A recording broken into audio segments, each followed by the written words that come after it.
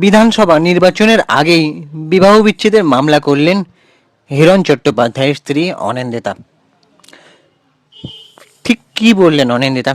তোমরা ভালো করে জানো যে হিরণ চ্যাটার্জি আরও একটি বিয়ে করে বিপাকে পড়েছেন, এবং যে মেয়েটিকে বিয়ে করেছেন তার নাম হচ্ছে ঋতিকা গিরি। তো তারপর থেকে সে প্রচুর বিপাকে পড়েছে। বারাণসীতে গিয়ে বিয়ে করে সেই ছবি দেওয়ায় তাকে প্রচুর বিপাকে পড়তে হয়েছে। হ্যাঁ, মেয়ে এবং তার প্রথম স্ত্রী দুজনে মিলে থানায় ডায়েরি করেছেন। তো তারপরে এই যে ভোট প্রচারে এখন ব্যস্ত বিজেপি বিধায়ক তথা অভিনেতা হিরণময় চট্টোপাধ্যায়, তার পুরো নাম। সম্প্রতি হিরণের ব্যক্তিগত জীবন নিয়ে বিপুল জল ঘোলা কাদা ছোড়াছুড়ি হয়েছে। প্রথম স্ত্রী অনিন্দিতা চট্টোপাধ্যায়ের সঙ্গে তার দূরত্ব, ঋতিকা গিরির সঙ্গে তার বিয়ের ছবি ভাইরাল, সব কিছু নিয়ে তুমুল আলোচনা জমে উঠেছিল। এবং এই মুহূর্তে হাওড়ার শ্যামপুর বিধানসভা কেন্দ্র থেকে বিজেপি প্রার্থী হিসেবে প্রচার চালিয়ে যাচ্ছেন হিরণ চট্টোপাধ্যায়। তার মধ্যেই অভিনেতার বিবাহ বিচ্ছেদ নিয়ে অনিন্দিতা চট্টোপাধ্যায় একটা সামনে তথ্য নিয়ে এলেন, একটা ঘটনাকে সামনে হাজির করলেন। ছড়িয়ে পড়েছে অভিনেতার প্রথম স্ত্রী অনিন্দিতা চট্টোপাধ্যায় নাকি বিবাহ বিচ্ছেদের মামলা করেছেন। সত্যি কি ভোটের আবহে বিবাহ বিচ্ছেদের পথেই হাঁটছেন তিনি? আনন্দবাজার.com-কে তিনি নাকি বলেছেন যে ভুল খবর উঠছে, এখনই আমি ডিভোর্স ফাইল করিনি।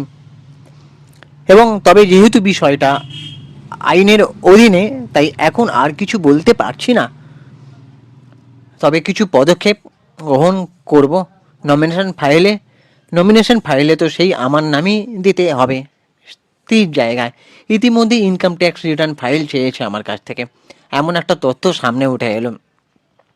বিজেপির তরফে যখন প্রথম দফার প্রার্থী তালিকা প্রকাশিত হয়েছিল, ঠিক সেই সময় হিরণময় চ্যাটার্জির নাম কিন্তু ছিল না। তাই সবাই ধরে নিয়েছিল যে হিরণকে টিকিট দেয়নি, এবং সেটা নিয়ে অনেক আবার টোল করা শুরু করে দিয়েছিল অনেকে। খড়গপুর সদর কেন্দ্রে বিজেপি প্রার্থী হিসেবে ঘোষণা করা হয়েছে দিলীপ ঘোষের নাম। তাতেই সবার মনে প্রশ্ন যে গত বিধানসভা নির্বাচনে এই খড়গপুর সদর থেকে জয়ী হন হিরণ।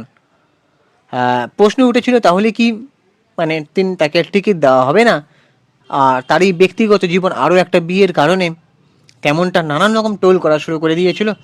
ঋতিকার সঙ্গে হিরণের বিয়ের প্রকাশের ছবি এসেছিল, তাই জন্যই সবাই সেটাকে কারণ হিসেবে ধরে নিয়েছিল। তারপরেই বিধায়কের বিরুদ্ধে একের পর এক ক্ষোভ উগড়ে দিয়েছিলেন তার স্ত্রী অনিন্দিতাও। সেই সময় তার নাকি চরিত্র খারাপ, তাই জন্য তাকে টিকিট দেওয়া হয়নি, এমন অনেক মন্তব্য করেছিলেন তিনি। তার প্রথম স্ত্রী আনন্দপুর থানায় গিয়ে তিনি হিরণের নামে মামলাও করেছিলেন তার কন্যাকে নিয়ে। পুলিশের সূত্রে খবর পাওয়া গিয়েছিল যে হিরণের বিরুদ্ধে ভারতীয় ন্যায় সংহিতার 494 ধারা, স্বামী বা স্ত্রী বেঁচে থাকা সত্ত্বেও কেউ যদি আবার বিয়ে করেন তাহলে তাকে শাস্তি পেতে হতে পারে 7 বছর পর্যন্ত জেল বা জরিমানা দুটোই।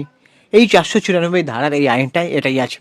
তো সেই 494 ধারা ছাড়াও 498 ধারায় সেটা কি না, বিবাহিত মহিলার উপর স্বামী নির্যাতন ও গার্হস্থ্য হিংসা হতে পারে 3 বছর পর্যন্ত জেল এবং জরিমানা। এই দুটো ধারায় তার প্রতি মামলা দায়ের করা হয়েছিল। গত 28শে জানুয়ারি হিরণের আইনজীবী দ্রুত শুনানি চেয়ে বিচারপতি জয় সেনগুপ্তের দৃষ্টি আকর্ষণ করেন, এমনটা খবর নিউজ মিডিয়া অনুযায়ী। তিনি আদালতকে জানান তার মক্কেল বর্তমানে একজন বিধায়ক, আর তাই হিরণের আগাম জামিনের জন্য দ্রুত শুনানির আর্জি জানান তিনি। তারপরে 11ই ফেব্রুয়ারি বিচারপতি জয় সেনগুপ্তর এজলাসে আগাম জামিন মঞ্জুর করা হয়। হিরণের নির্দেশ দেওয়া হয় প্রতি 15 দিন অন্তর অন্তর একবার করে তদন্তকারী অফিসারের কাছে হাজিরা দিতে হবে তাকে। তো এবার তোমরা বলো যে হিরণ চট্টোপাধ্যায় এই যে টিকিট সবাই প্রথম ধরে নিয়েছিল, সে নাকি টিকিট পাবে না তার ব্যক্তিগত চরিত্রের আরও একটা বিয়ে করার জন্য, আর তাতে নাকি বিজেপি মহল নাকি খুব সংশয়ের মধ্যে ছিল, যে এরকম একটা বিতর্ক সামনে উঠে আসার জন্য তাদের কিছু এফেক্ট পড়তে পারে। কিন্তু অবশেষে তিনি টিকিট পেয়েছেন, এবং তার স্ত্রী বলেছিল যে সে নাকি তার চরিত্র খারাপ বলে টিকিট তাকে দেওয়া হয়নি। তো তোমাদের কি মনে হয় যে হিরণকে কি প্রথমে টিকিট দেওয়া হয়েছিল না ঠিক এই কারণেই, আর সে আরও একটা বিয়ে করার জন্য, এটার জন্য কি তার ভোট ব্যাংকে কোনো প্রভাব পড়তে পারে? কি মনে হয়? কারণ তার এমনি সিনেমা ইন্ডাস্ট্রি থেকে ক্যারিয়ারটা অনেকটাই মানে দূরত্ব তৈরি হয়ে গিয়েছে। অনেকদিন ধরে তাকে সিনেমায় দেখা যায় না, এমনকি সিনেমার কোনো ইভেন্টেও তাকে দেখা যায় না। তো রাজনীতিতেও কি সে সফল হবে না? তোমাদের কি মনে হচ্ছে অবশ্যই কমেন্ট বক্সে মতামত করে জানাও। আর আমাদের ইউটিউব চ্যানেলটাকে অবশ্যই একটা সাবস্ক্রাইব করে দাও। আর তোমরা জানিও যে তোমাদের কোন দলের কাজ সব থেকে ভালো লাগে। এটা যদিও পলিটিক্যাল অ্যাঙ্গেলে, তাও তোমরা জানিও। আমি যদিও এটা নিরপেক্ষভাবে একজন ভিডিও বানাই, আমি কিন্তু কারোরই কোনো দলেরই ভক্ত নয়। আমি একজন নিরপেক্ষ সাধারণ মানুষ। আমি চাই সব মানুষই সবার ভালো করুক, সুস্থ রাজনীতি হোক, আর সুস্থ মানুষের মতন সবাই বেঁচে থাকুক, খেয়ে পড়ে সেরকমভাবে কর্মসংস্থান শিল্প গড়ে উঠুক। প্রত্যেকটা নেতা মন্ত্রী, প্রধানমন্ত্রী, মুখ্যমন্ত্রীর আমলে বা তাদের নির্দেশে, তাদের সহযোগিতায় সবাই ভালো করুক, এটাই চাইবো। যদিও এই সুস্থ রাজনীতি কোনো জায়গাতেই হয় না, তাও এটাই আশা করব। তো এবার তোমাদের কি মতামত অবশ্যই কমেন্ট করে জানাতে পারো। আমাদের ইউটিউব চ্যানেলটাকে সাবস্ক্রাইব করে দাও, হাত জোর করে রিকোয়েস্ট করছি। ইউটিউবে সুপ্রিয় পৌঁছালে সিনেমেডিয়া, আর আমাদের ভিডিওটাতে একটা লাইক করো। আমি ইনস্টাগ্রামে রয়েছি সুপ্রিয় পৌঁছালে সিনেমেডিয়া, অথবা চিঙ্কি বাবু 253, ওখানে গিয়ে ফলো করে দাও। টাটা, দেখা হচ্ছে পরে ভিডিওতে।